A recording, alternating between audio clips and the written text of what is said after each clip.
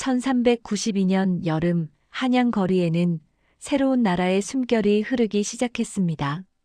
송도에서 한양으로 이어지는 길 위에서 사람들은 조용히 속삭였습니다. 고려가 저물고 조선이 떠오르던 그 순간 누군가는 기대에 들떠 있었고 누군가는 불안에 떨고 있었습니다. 하지만 모두가 알고 있었습니다. 무언가 새로운 시대가 시작되고 있다는 것을. 그로부터 500년 27명의 왕이 이 땅을 거쳐갔습니다. 어떤 왕은 백성을 위해 밤을 지새웠고 어떤 왕은 권력의 무게에 짓눌렸습니다.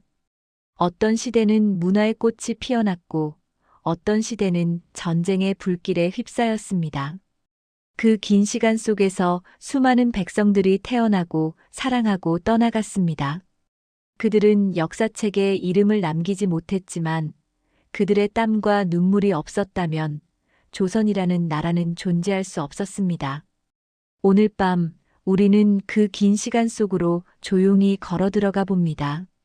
거대한 사건들이 아니라 그 사건들 속에서 살아 숨쉬던 사람들의 이야기를 만나러 갑니다.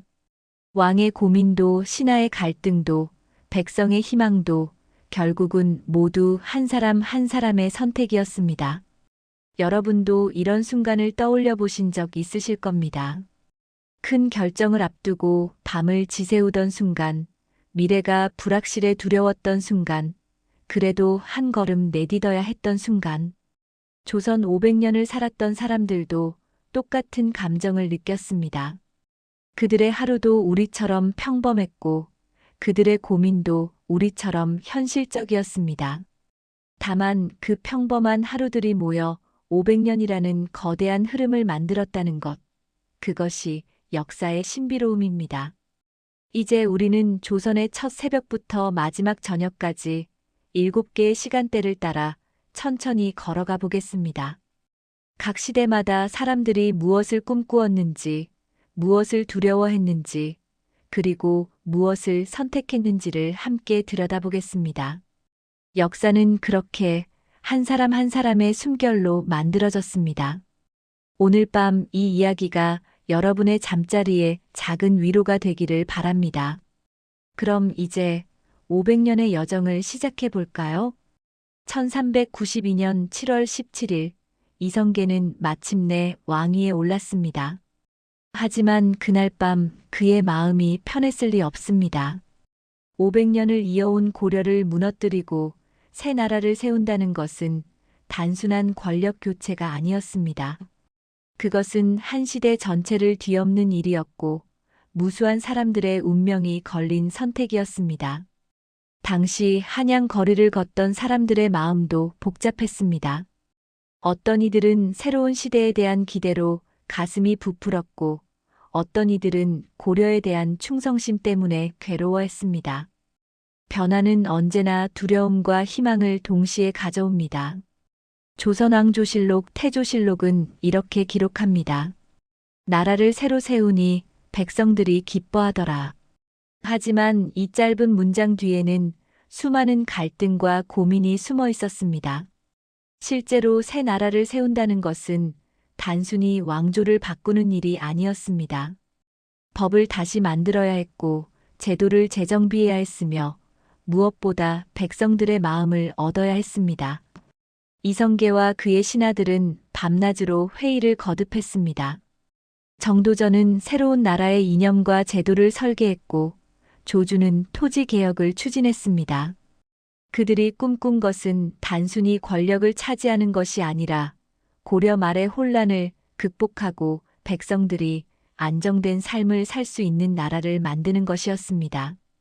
하지만 이상과 현실은 달랐습니다. 왕자들 사이의 권력 다툼이 시작되었고 1차 왕자의 난과 2차 왕자의 난을 거치며 수많은 사람들이 목숨을 잃었습니다. 정도전도 이방원의 형제들도 이 권력 투쟁 속에서 사라졌습니다. 이방원 훗날의 태종은 이 과정에서 많은 것을 잃었습니다. 형제를 죽이고 스승을 제거한 그의 마음이 평온했을 리 없습니다. 하지만 그는 선택해야 했습니다. 혼란을 끝내고 나라의 기틀을 다지기 위해서는 누군가 냉정한 결단을 내려야 했습니다. 태종의 치세 동안 조선은 빠르게 안정을 찾아갔습니다. 그는 중앙 집권 체제를 강화했고 호패법을 실시해 백성들을 효율적으로 관리했습니다. 가혹해 보이는 정책들도 있었지만 그의 목표는 분명했습니다. 강력한 왕권을 바탕으로 나라의 기초를 단단히 다지는 것이었습니다. 그리고 1418년 태종은 아들 세종에게 왕위를 물려줍니다. 이때 조선은 이미 안정된 기반 위에 서 있었습니다. 건국 초기의 혼란은 가라앉았고 이제 문화와 학문이 꽃피울 수 있는 토양이 마련되었습니다.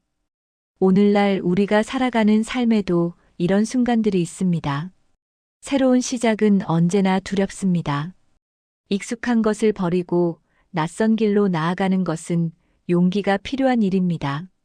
하지만 조선 건국기를 살았던 사람들처럼 우리도 변화를 두려워하지 않고 한 걸음씩 나아갈 수 있습니다. 그들이 보여준 것은 완벽한 시작이 아니라 불완전함 속에서도 더 나은 미래를 향해 나아가는 의지였습니다. 조선 건국의 순간은 우리에게 말합니다. 새로운 시작은 언제나 불완전하지만 그 불완전함 속에서도 희망은 자라난다고. 기록은 분명히 보여줍니다. 한 사람의 결단이 아니라 수많은 사람들의 선택이 모여 새로운 시대를 만들어냈다는 것을. 이성계의 용기, 정도전의 이상, 태종의 냉정함, 그리고 이름 없는 백성들의 인내가 함께 조선이라는 나라를 세웠습니다. 오늘 우리가 새로운 도전 앞에 서 있을 때 이 교훈은 여전히 유효합니다. 완벽하지 않아도 괜찮습니다. 중요한 것은 더 나은 내일을 향해 한 걸음 내딛는 용기입니다. 이것이 조선 건국이 500년이 지난 지금도 우리에게 주는 메시지입니다. 한글이 탄생하던 그 밤, 1443년 겨울, 경복궁 한 서재에서는 촛불이 꺼지지 않았습니다. 세종은 밤새 책상 앞에 앉아 무언가를 고민하고 있었습니다. 그의 손에는 새로 만든 28개의 글자가 적힌 종이가 들려 있었습니다. 백성들이 쉽게 배우고 쓸 수 있는 글자.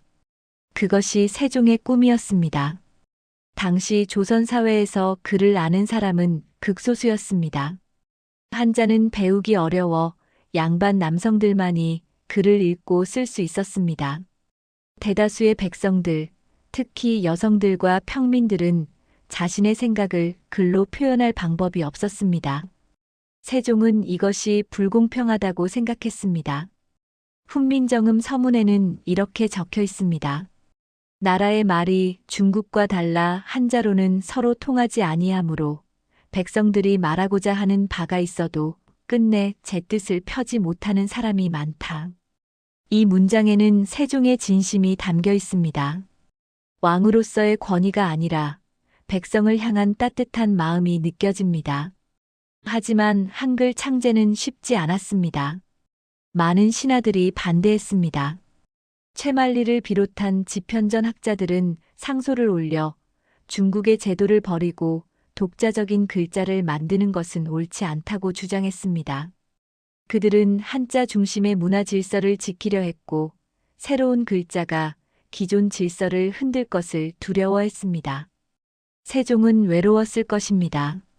자신이 옳다고 믿는 일을 하는데도 주변의 반대에 부딪혔으니까요. 하지만 그는 물러서지 않았습니다. 지편전 학자들 중 일부, 특히 신숙주, 성산문, 박팽령 같은 젊은 학자들과 함께 연구를 계속했습니다. 의문학을 깊이 연구했고 중국의 의문 이론도 참고했으며 우리말의 특성에 맞는 글자 체계를 완성해 갔습니다. 그리고 마침내 1446년 훈민정음이 반포되었습니다. 처음에는 사용하는 사람이 많지 않았습니다. 양반들은 여전히 한문을 고집했고 한글을 언문이라 부르며 천하게 여겼습니다. 하지만 시간이 흐르면서 변화가 일어났습니다. 궁궐의 여성들이 한글로 편지를 쓰기 시작했습니다. 어머니가 아들에게, 아내가 남편에게 딸이 어머니에게 보내는 편지에는 한글이 담겼습니다. 일반 백성들도 조금씩 한글을 배우기 시작했습니다. 글을 몰랐던 사람들이 자신의 이름을 쓸 수 있게 되었고, 간단한 메시지를 전할 수 있게 되었습니다. 한글은 천천히, 그러나 확실하게 백성들의 삶 속으로 스며들었습니다. 세종시대는 한글 창제만이 아니었습니다. 과학기술도 크게 발전했습니다. 장영실은 천재적인 재능으로 자격루물 시계, 앙부일구의 시계, 치구기비를 재는 기구 등을 만들었습니다. 신분이 낮았던 장영실을 등용한 것도 세종의 해안이었습니다. 세종은 신분보다 능력을 중시했고 실용적인 학문을 장려했습니다. 음악도 정비되었습니다. 박연은 아학을 정리했고 궁중 음악의 체계를 세웠습니다. 농업기술서인 농사직설이 편찬되어 백성들의 농사에 실질적인 도움을 주었습니다. 의학서 의방유치가 만들어져 질병 치료에 대한 지식이 체계화되었습니다. 이 모든 것들이 세종 한 사람의 업적이라고 할 수는 없습니다. 집현전 학자들의 헌신, 장인들의 기술, 백성들의 노력이 함께 어우러진 결과였습니다. 세종은 그들의 재능을 알아보고 기회를 주었으며 함께 일할 수 있는 환경을 만들었습니다. 그가 위대한 이유는 모든 것을 혼자 한 것이 아니라 사람들의 능력을 끌어내고 함께 꿈을 이룬 것입니다. 오늘날 우리 사회에도 이런 리더십이 필요합니다. 혼자 모든 것을 결정하고 통제하는 것이 아니라 다른 사람들의 재능을 발견하고 함께 성장할 수 있는 환경을 만드는 것. 세종이 보여준 것은 바로 그런 리더의 모습이었습니다. 문화의 황금기가 우리에게 가르쳐주는 것은 무엇일까요? 진정한 발전은 소수의 특권이 아니라 모두가 함께 누릴 수 있을 때 가능하다는 것입니다. 세종이 한글을 만든 이유는 단순히 새로운 글자를 만들고 싶어서가 아니었습니다. 백성들이 자신의 생각을 표현하고 지식을 나누고 더 나은 삶을 살 수 있도록 돕고 싶었기 때문입니다. 기록은 말합니다. 백성을 가르치는 바른 소리라는 훈민정음의 이름 속에 이미 그 뜻이 담겨 있다고. 오늘날 우리가 한글로 자유롭게 글을 쓰고 생각을 나누는 것, 그것은 500년 전 한 왕의 따뜻한 마음에서 시작된 선물입니다. 우리도 우리의 자리에서 누군가에게 그런 선물을 줄 수 있지 않을까요? 1498년 무오사화, 한양의 봄은 피로 물들었습니다. 김종직의 제자들, 소위 살인파라 불리던 젊은 학자들이 대거 숙청당했습니다. 그들의 죄목은 무엇이었을까요? 김종직이 남긴 조의제문이라는 글이 문제가 되었습니다. 이 글은 중국 초나라의 구런이라는 충신을 추모하는 내용이었지만 훈구파는 이것이 세조의 왕위 찬탈을 비판한 것이라고 주장했습니다. 사실 이것은 구실에 불과했습니다. 진짜 이유는 권력 투쟁이었습니다. 성종 말년부터 새로운 세력으로 떠오른 살인파를 훈구파가 견제하려 한 것이었습니다. 김일손을 비롯한 많은 학자들이 목숨을 잃었고 살아남은 이들도 유배를 떠나야 했습니다. 그로부터 6년 뒤인 1504년 갑자사화가 일어났습니다. 이번에는 연산군의 생모 윤씨 폐비 사건이 계기가 되었습니다. 연산군은 어머니가 폐위되고 사사된 경위를 알게 된 후 격분했습니다. 그는 어머니의 폐위에 관련된 사람들을 모두 처벌하려 했고 이 과정에서 수많은 신하들이 화를 입었습니다. 연산군의 폭정은 갈수록 심해졌습니다. 백성들을 강제로 동원해 궁궐을 확장했고 각종 세금을 거두어 들였으며 자신을 비판하는 모든 목소리를 억압했습니다. 결국 1506년 중종 반정이 일어나 연산군은 왕위에서 쫓겨났습니다. 하지만 반정으로 즉위한 중종의 시대도 평탄하지 않았습니다. 1519년 기묘사화가 일어났습니다. 조광조를 중심으로 한 개혁파 살인들이 몰락한 사건입니다. 조광조는 성리학적 이상 정치를 실현하려 했습니다. 현량가를 실시해 인재를 등용하고 소격서를 폐지하며 위훈삭제를 추진했습니다. 그의 개혁은 이상적이었지만 현실을 고려하지 못한 측면이 있었습니다. 기득권을 가진 훈구파의 반발이 거세졌고 결국 조광조는 사약을 받고 생을 마감했습니다. 그의 나이 겨우 38세였습니다. 중종실록은 이렇게 기록합니다. 조광조가 죽음에 임하여 말하기를 하늘이 내 마음을 아느니라고 하였다. 이 한 문장에는 얼마나 많은 억울함과 안타까움이 담겨 있을까요? 자신이 옳다고 믿었던 일을 하다가 목숨을 잃은 한 젊은 학자의 마지막 말이었습니다. 사화는 여기서 끝나지 않았습니다. 1545년 을사사화가 일어나 유님을 중심으로 한 외척 세력이 제거되었습니다. 이 시기 조선은 끊임없는 권력 투쟁으로 혼란스러웠습니다. 학문을 하고 나라를 위해 일하려던 많은 인재들이 정치적 싸움에 휘말려 목숨을 잃었습니다. 사화의 시대를 살았던 사람들의 심정은 어떠했을까요? 아침에 출근할 때 저녁에 무사히 돌아올 수 있을지 알 수 없었던 신하들. 언제 화를 입을지 몰라 두려워하던 가족들. 임금을 보필하고 백성을 위해 일하고 싶었지만 권력 투쟁에 휘말릴 수밖에 없었던 관리들. 그들도 우리처럼 평범한 사람들이었습니다. 가족이 있었고 꿈이 있었으며 더 나은 사회를 만들고 싶어 했습니다. 하지만 권력의 무게 앞에서 개인의 이상은 너무나 연약했습니다. 이 시기의 교훈은 무엇일까요? 권력은 사람을 변하게 만들고 이상은 현실의 벽 앞에서 좌절하기 쉽다는 것입니다. 하지만 그럼에도 불구하고 옳은 것을 추구하려는 사람들이 있었다는 것도 기억해야 합니다. 조광조처럼 이상을 포기하지 않았던 사람들, 죽음 앞에서도 자신의 신념을 지켰던 사람들이 있었기에 조선은 계속 나아갈 수 있었습니다. 오늘날 우리도 비슷한 딜레마에 직면할 때가 있습니다. 옳은 일을 하려다 어려움을 겪거나 현실의 벽 앞에서 이상을 포기해야 할 것 같은 순간들. 사화시대의 사람들이 보여준 것은 완벽한 해답이 아니라 불완전한 세상 속에서도 자신의 신념을 지키려 노력하는 모습이었습니다. 사화의 시대가 우리에게 남긴 교훈은 무엇일까요? 권력은 언제나 사람을 시험합니다. 때로는 이상이 현실 앞에 무너지기도 합니다. 하지만 기록은 말합니다. 하늘이 내 마음을 아느니라는 조광조의 마지막 말처럼 진실은 결국 드러난다고. 그가 죽은 뒤에도 그의 이상은 사라지지 않았습니다.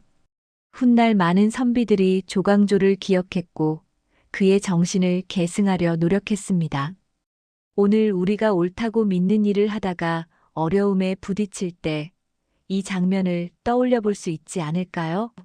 즉각적인 성공이 아니더라도 진심으로 옳은 일을 추구하는 마음은 언젠가 빛을 발한다는 것을 믿으면서 말입니다. 1592년 4월 13일 부산포에 왜군이 상륙했습니다. 평화로운 봄날 아침 갑자기 수만 명의 적군이 쳐들어온 것입니다. 당시 조선은 200년 가까이 큰 전쟁 없이 평화를 누려왔습니다. 관리들은 무예보다 학문에 익숙했고 군사훈련은 형식적으로 이루어졌습니다. 그 결과는 참담했습니다. 불과 20일 만에 한양이 함락되었습니다.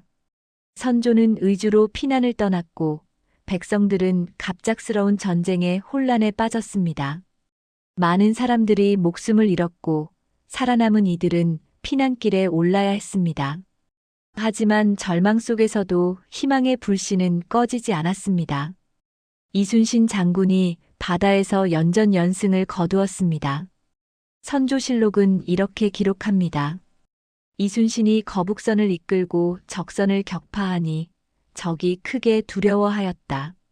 한산도 대첩, 명량해전 등에서 이순신은 놀라운 전술로 왜군을 물리쳤습니다. 수적으로 압도적으로 불리한 상황에서도 그는 한 번도 패하지 않았습니다. 그의 승리는 단순히 군사적 승리가 아니었습니다.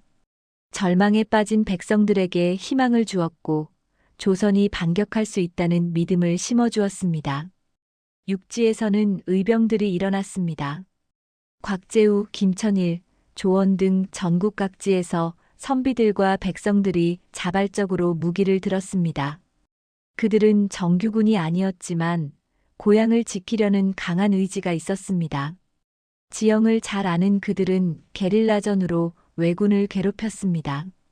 한 의병장의 기록에는 이런 내용이 있습니다. 우리에게는 군사도 무기도 부족하지만 이 땅을 지키려는 마음만은 누구보다 강하다. 이 한 문장에서 당시 사람들의 절박함과 의지가 느껴집니다. 전쟁은 7년 동안 계속되었습니다. 그 긴 시간 동안 수많은 사람들이 고통받았습니다. 마을은 불타고 농토는 황폐해졌으며 가족들은 뿔뿔이 흩어졌습니다. 포로로 끌려간 사람들도 많았습니다. 특히 도공들이 대거 일본으로 끌려가 일본 도자기 산업의 발전에 기여했다는 사실은 아이러니합니다. 전쟁의 상처는 깊었습니다. 인구가 크게 줄었고 경제는 파탄 지경에 이르렀습니다. 전쟁이 끝난 후에도 회복에는 수십 년이 걸렸습니다. 하지만 이 전쟁을 통해 조선 사람들은 중요한 것을 깨달았습니다. 평화는 당연한 것이 아니라는 것, 나라를 지키는 것은 결국 그 나라에 사는 사람들의 의지라는 것. 이순신은 1598년 11월 19일 노량해전에서 전사했습니다. 싸움이 한창 급하니 나의 죽음을 알리지 말라는 유명한 유언을 남기고 그의 죽음은 개인의 비극이 아니라 시대의 슬픔이었습니다. 하지만 그가 남긴 정신은 사라지지 않았습니다. 위기 속에서도 포기하지 않는 것, 불가능해 보이는 상황에서도 최선을 다하는 것, 개인의 안위보다 공동체를 먼저 생각하는 것. 이것이 이순신이 우리에게 남긴 유산입니다. 오늘날 우리가 어려움에 직면했을 때 이순신의 이야기를 떠올려 볼 수 있습니다. 지금은 내가 죽을 때가 아니다라며 죽음의 순간에도 마지막 임무를 완수하려 했던 그의 모습에서 우리는 책임과 헌신의 의미를 배웁니다. 전쟁이 끝난 후 조선은 천천히 회복의 길을 걸었습니다. 광해군은 전후 복구에 힘썼고 명과 후금 사이에서 실리적 외교를 펼쳤습니다. 하지만 그의 노력은 제대로 평가받지 못하고 결국 인조 반정으로 쫓겨났습니다. 역사는 때로 공정하지 않습니다. 옳은 일을 해도 인정받지 못하고 최선을 다해도 비난받는 경우가 있습니다. 하지만 시간이 흐르면 진실은 드러나게 마련입니다. 오늘날 역사학자들은 광해군의 업적을 재평가하고 있습니다. 전쟁의 시대가 우리에게 가르쳐주는 것은 무엇일까요? 가장 어두운 순간에도 희망은 존재한다는 것입니다. 이순신의 승리, 의병들의 헌신, 백성들의 인내가 모여 나라를 지켜냈습니다. 기록은 말합니다. 나의 죽음을 알리지 말라는 이순신의 마지막 말처럼 진정한 리더는 마지막 순간까지 책임을 다한다고. 오늘 우리가 평화를 누릴 수 있는 것은 그때 누군가가 포기하지 않았기 때문입니다. 우리의 삶에도 전쟁 같은 순간들이 있습니다. 모든 것이 무너지는 것 같고 희망이 보이지 않는 순간들. 하지만 임진왜란을 이겨낸 사람들처럼 우리도 버텨낼 수 있습니다. 1659년 효종이 승하했습니다. 그리고 곧 이상한 논쟁이 시작되었습니다. 효종의 계모인 자의대비가 상복을 몇 년 입어야 하는가를 두고 신하들이 격렬하게 대립한 것입니다. 이것이 바로 1차 예속 논쟁입니다. 서인은 1년복을 주장했고 남인은 3년복을 주장했습니다. 겉으로는 예법 논쟁이었지만 실제로는 정치적 주도권을 놓고 벌이는 싸움이었습니다. 현종실록은 이렇게 기록합니다. 신하들이 복제를 논하며 서로 다투니 임금이 심히 괴로워하였다. 한 임금의 죽음 앞에서 신하들은 예법을 논하는 것이 아니라 권력을 다투고 있었습니다. 얼마나 슬픈 일입니까? 1674년에는 2차 예속 논쟁이 일어났습니다. 효종비가 승하하자 또다시 복제 논쟁이 벌어졌고 이번에는 남인이 승리했습니다. 서인들은 대거 축출되었고 남인이 정권을 장악했습니다. 하지만 이것도 오래가지 못했습니다. 1680년 경신왕국으로 서인이 다시 집권했고 1689년 기사왕국으로 남인이 재집권했습니다. 이렇게 권력은 계속해서 오락가락했고 그때마다 수많은 사람들이 희생되었습니다.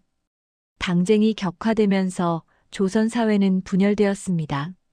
같은 유학을 공부했고 같은 나라를 사랑했던 사람들이 서로 다른 당파에 속했다는 이유만으로 적이 되었습니다. 가문과 지역에 따라 당파가 나뉘었고 한번 정해진 당파는 대를 이어 고정되었습니다. 능력보다는 당색이 중요해졌습니다. 실력 있는 인재라도 다른 당파라면 등용되지 못했고 좋은 정책이라도 상대 당이 제시하면 반대했습니다. 나라를 위한 정치가 아니라 당파를 위한 정치가 되어버린 것입니다. 숙종은 이런 상황을 이용했습니다. 황국 정치를 통해 당파를 번갈아 집권시키면서 왕권을 강화했습니다. 하지만 이것은 근본적인 해결책이 아니었습니다. 당쟁은 더욱 격화되었고 사회는 더욱 분열되었습니다.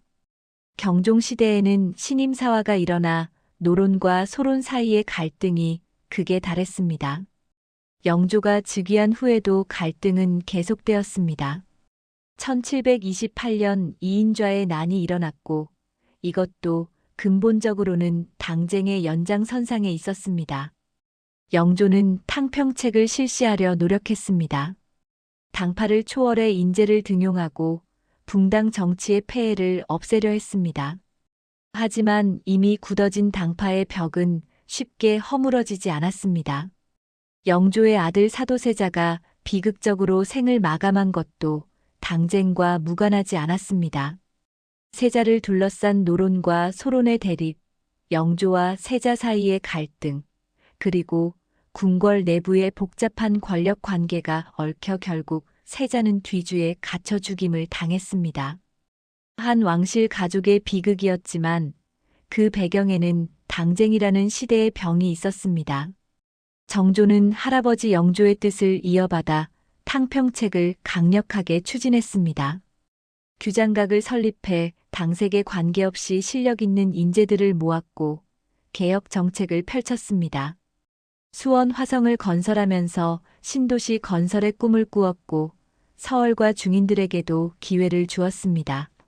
정조 시대는 조선 후기의 르네상스라 불릴 만큼 문화와 학문이 발전했습니다. 하지만 정조가 갑작스럽게 승하하면서 이 모든 것이 멈춰버렸습니다. 정조 사후 세도 정치가 시작되었고 조선은 다시 혼란에 빠졌습니다. 당쟁의 시대가 우리에게 주는 교훈은 무엇일까요? 분열은 공동체를 약하게 만든다는 것입니다. 아무리 개인이 뛰어나도 서로 협력하지 못하면 아무것도 이룰 수 없습니다. 조선의 당쟁은 결국 나라를 약화시켰고 외세의 침략에 제대로 대응하지 못하는 결과를 낳았습니다. 오늘날 우리 사회도 여러 갈등이 있습니다. 이념, 세대, 지역, 계층 간의 대립이 존재합니다. 하지만 조선의 당쟁이 가져온 비극을 기억한다면 우리는 서로를 적으로 보는 것이 아니라 함께 문제를 해결할 동료로 볼 수 있지 않을까요? 당쟁의 시대가 남긴 메시지는 명확합니다. 분열은 개인도 공동체도 파괴한다는 것입니다. 영조와 정조가 보여주려 했던 것은 서로 다른 생각을 가진 사람들도 함께 일할 수 있다는 가능성이었습니다. 기록은 말합니다. 탕평은 한쪽으로 치우치지 않고 공정함을 추구하는 것이라고. 오늘 우리가 의견이 다른 사람과 대화할 때 이 교훈을 떠올려 볼 수 있습니다. 상대를 적으로 보는 것이 아니라 다른 관점을 가진 동료로 본다면 더 나은 해결책을 찾을 수 있지 않을까요? 18세기 후반 조선 사회에는 새로운 바람이 불기 시작했습니다. 박지원, 박제가, 정약용 같은 실학자들이 등장했습니다. 그들은 기존의 성리학적 사고방식에서 벗어나 실용적이고 현실적인 학문을 추구했습니다.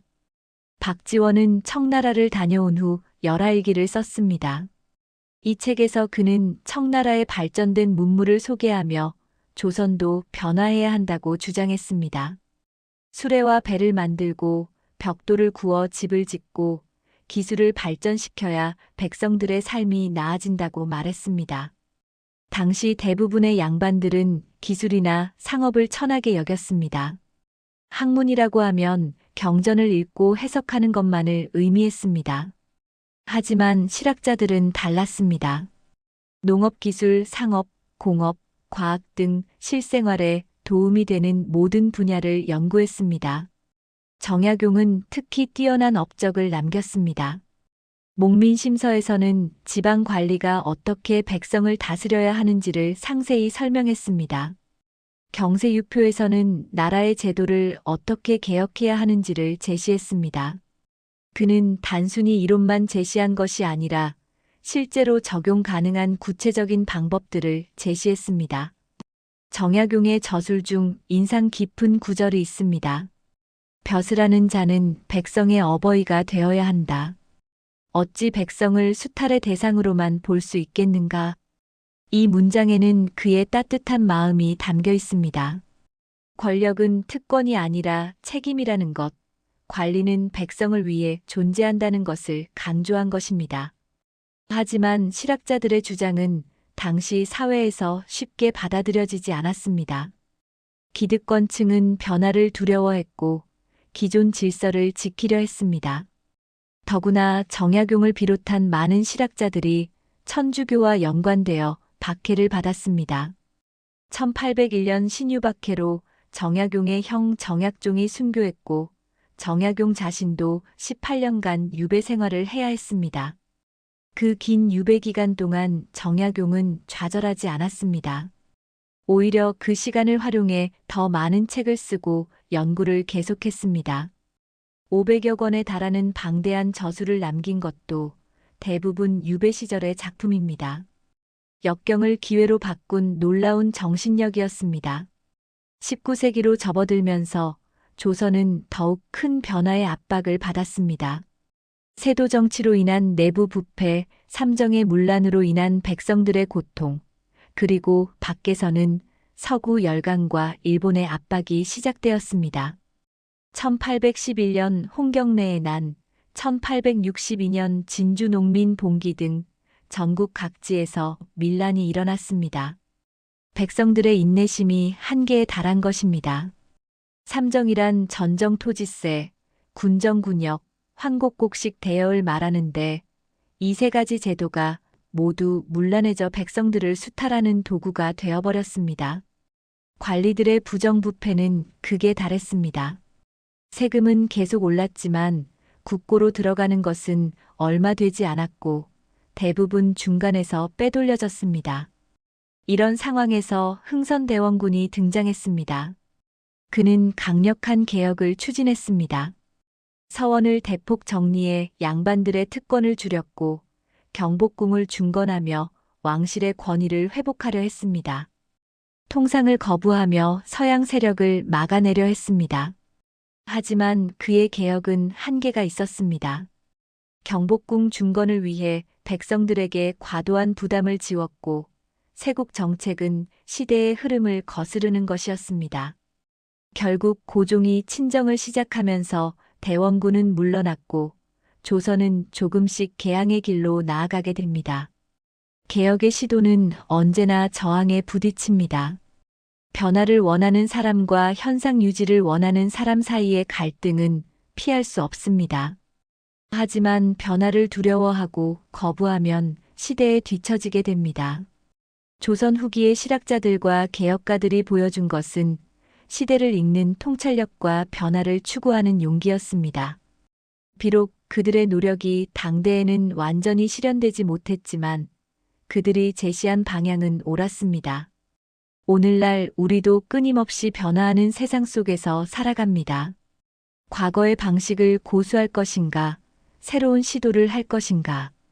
조선 후기의 개혁가들처럼 우리도 용기를 내어 변화를 만들어갈 수 있습니다. 개혁의 시대가 우리에게 가르쳐 주는 것은 무엇일까요? 변화는 어렵지만 필요하다는 것입니다. 정약용이 18년 유배 생활 중에도 학문을 멈추지 않았던 것처럼 역경 속에서도 더 나은 미래를 준비할 수 있습니다. 기록은 말합니다. 백성을 위하는 마음이 진정한 정치의 시작이라고. 오늘 우리가 어떤 변화를 마주하고 있든 그 변화의 중심에 사람을 두어야 한다는 것을 잊지 말아야 합니다. 기술과 제도는 결국 사람을 위해 존재하는 것입니다. 1876년 강화도 조약으로 조선은 문호를 개방했습니다. 원하지 않았던 개항이었지만 이제 세계는 피할 수 없는 현실이 되었습니다. 조선 사회는 급격하게 변화하기 시작했습니다. 전신, 전화, 전차, 전등 같은 새로운 문물이 들어왔습니다. 서양식 학교가 세워졌고 신문이 발행되었으며 근대적 병원이 생겼습니다. 하지만 이런 변화 속에서 조선이라는 나라는 점점 약해져 갔습니다. 청나라, 러시아, 일본 등 열강들이 조선을 놓고 경쟁했고 조선은 그 틈바구니에서 주권을 지키기 힘들어졌습니다. 1894년 동학농민운동이 일어났습니다. 전봉준을 중심으로 한 농민들이 사람이 곧 하늘이라는 동학 사상 아래 봉기했습니다.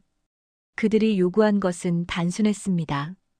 탐과 놀이를 처벌하고 양반과 평민의 차별을 없애고 토지를 공평하게 분배하고 외세의 침략을 막아달라는 것이었습니다. 얼마나 당연한 요구입니까?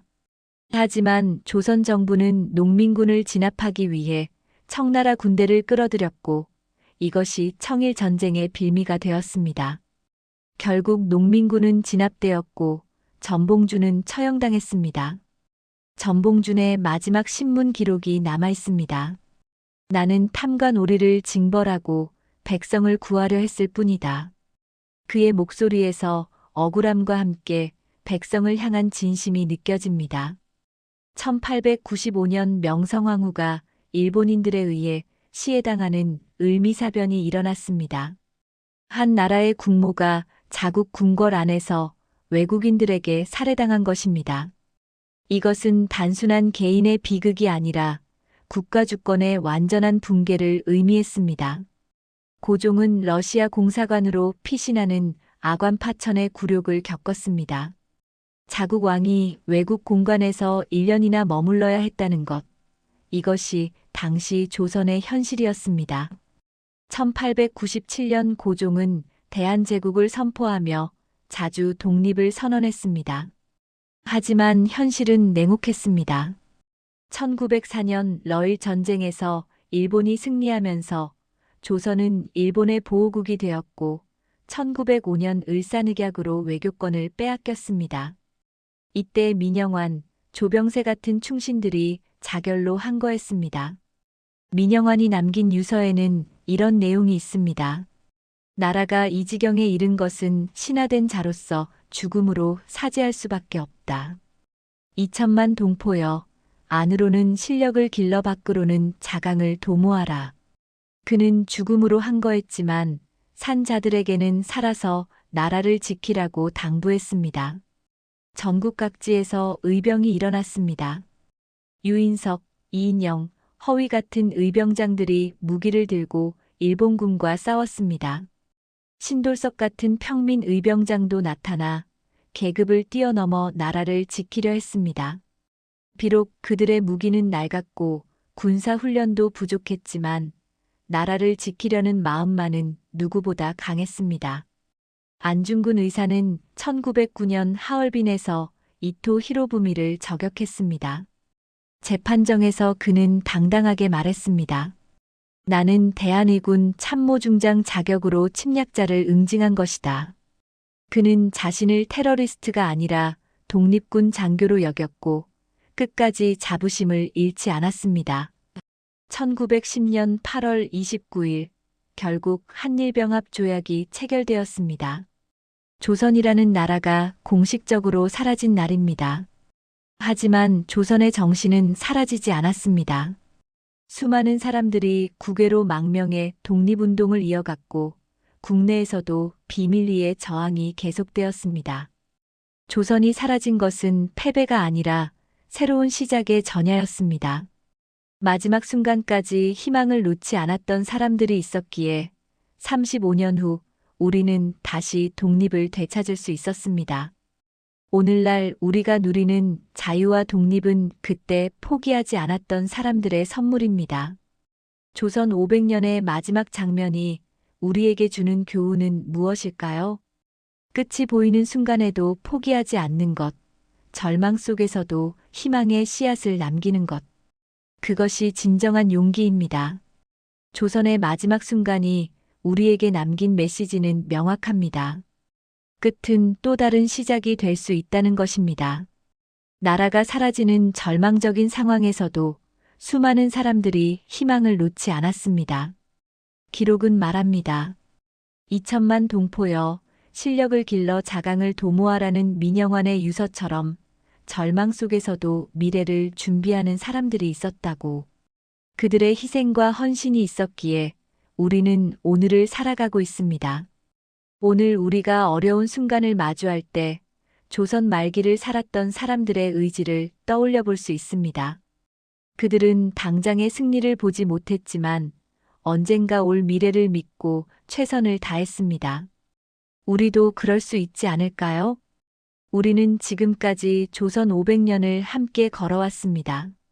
1392년 건국의 새벽부터 1910년 마지막 저녁까지 긴 시간이었지만 한순간처럼 느껴지기도 합니다. 7개의 장면을 통해 우리가 만난 것은 단순한 역사적 사실이 아니었습니다. 그것은 우리와 같은 평범한 사람들이 각자의 시대를 살아낸 이야기였습니다.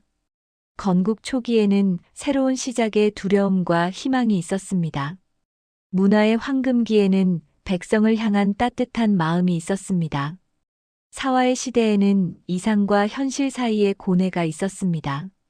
전쟁의 시기에는 절망 속에서도 꺾이지 않는 의지가 있었습니다. 당쟁의 시대에는 분열의 아픔이 있었지만 화합을 추구하는 노력도 있었습니다. 개혁의 시도 속에는 시대를 앞서간 선각자들의 통찰이 있었습니다. 그리고 마지막 순간에도 희망을 놓지 않는 용기가 있었습니다. 조선왕조실록을 비롯한 수많은 기록들이 말하고 있습니다. 역사는 한 사람 한 사람의 선택으로 만들어진다고. 왕의 결단도 신하의 헌신도 백성의 인내도 모두 중요했습니다. 어느 한 사람의 이야기가 아니라 모두의 이야기가 모여 500년의 역사를 만들었습니다. 오늘을 살아가는 우리에게도 이 이야기는 큰 의미를 줍니다. 우리 각자의 선택이 모여 오늘의 사회를 만들고 내일의 역사가 됩니다. 완벽하지 않아도 괜찮습니다. 조선 500년도 완벽하지 않았습니다. 실수도 있었고 갈등도 있었으며 실패도 있었습니다. 하지만 그 모든 과정 속에서 사람들은 더 나은 내일을 꿈꾸었고 그 꿈을 향해 한 걸음씩 나아갔습니다. 세종이 밤을 지새우며 한글을 만들던 그 마음, 이순신이 마지막 순간까지 책임을 다하던 그 정신, 정약용이 유배지에서도 학문을 계속하던 그 의지, 안중근이 재판정에서 당당했던 그 자부심. 이 모든 것들이 지금 우리 안에 살아 있습니다. 우리는 조선의 후손으로서 그들의 유산을 물려받았습니다. 좋은 것도 부족한 것도 모두 우리의 것입니다. 중요한 것은 그 유산을 어떻게 발전시켜 다음 세대에 물려줄 것인가입니다. 500년이라는 긴 시간이 우리에게 가르쳐 주는 것은 명확합니다. 역사는 계속 흐른다는 것, 끝이 있으면 새로운 시작이 있다는 것, 그리고 희망은 포기하지 않는 사람들의 마음속에서 자라난다는 것입니다. 오늘 밤 이 이야기가 여러분의 잠자리에 작은 위로가 되었기를 바랍니다. 긴 여정이었습니다. 조선 500년이라는 시간을 함께 걸어오며 우리는 수많은 사람들을 만났습니다. 왕과 신하, 장군과 백성, 학자와 의병, 개혁가와 독립투사까지 그들 모두가 자신의 자리에서 최선을 다했습니다. 완벽하지는 않았지만 진심이었습니다. 성공하지 못한 순간도 많았지만 포기하지 않았습니다. 건국의 순간부터 마지막 날까지 조선이라는 나라는 많은 시련을 겪었습니다. 하지만 그 시련마다 이겨내려는 사람들이 있었고 그 덕분에 500년이라는 긴 시간을 이어올 수 있었습니다. 오늘날 우리가 기억해야 할 것은 무엇일까요? 첫째, 새로운 시작은 언제나 가능하다는 것입니다. 조선 건국이 그랬고 임진왜란 후에 재건이 그랬으며 일제강점기 후에 독립이 그랬습니다. 둘째, 진정한 리더는 백성을 위해 존재한다는 것입니다. 세종의 한글, 이순신의 헌신, 정약용의 개혁 사상 모두 백성을 향한 마음에서 시작되었습니다. 셋째, 분열은 공동체를 약하게 만든다는 것입니다. 당쟁의 시대가 가져온 비극을 우리는 기억해야 합니다. 넷째, 변화를 두려워하지 말아야 한다는 것입니다. 실학자들과 개혁가들이 보여준 것처럼 시대의 흐름을 읽고 변화에 적응하는 것이 중요합니다. 다섯째, 마지막 순간까지 희망을 놓지 말아야 한다는 것입니다. 조선 말기의 의병들과 독립투사들이 그랬던 것처럼 말입니다. 역사는 과거의 기록이지만 동시에 현재를 살아가는 우리를 위한 거울입니다. 조선 500년을 돌아보며 우리는 우리 자신을 발견합니다. 그들의 고민이 우리의 고민이고 그들의 꿈이 우리의 꿈입니다. 여러분도 오늘 하루를 살아내느라 수고하셨을 것입니다. 때로는 힘들고 때로는 외로웠을 것입니다. 하지만 여러분은 지금 이 순간에도 역사를 만들어가고 있습니다. 500년 전 조선 사람들이 자신의 하루를 살아냈듯이 여러분도 오늘을 살아내고 있습니다. 그 하루하루가 모여 여러분의 인생이 되고 우리의 시대가 됩니다. 그리고 훗날 누군가는 우리의 시대를 돌아보며 이렇게 말할 것입니다. 그때 사람들도 열심히 살았구나. 그들의 선택이 지금의 우리를 만들었구나. 오늘 밤 조선 500년의 이야기가 여러분의 마음에 작은 울림으로 남기를 바랍니다. 그리고 내일 아침 눈을 뜨실 때 오늘도 최선을 다해 살아가려는 작은 용기를 얻으시기를 바랍니다. 조선의 사람들이 그랬던 것처럼 우리도 우리의 시대를 묵묵히 걸어가면 됩니다. 완벽하지 않아도 느리더라도 한 걸음 한 걸음 나아가면 됩니다.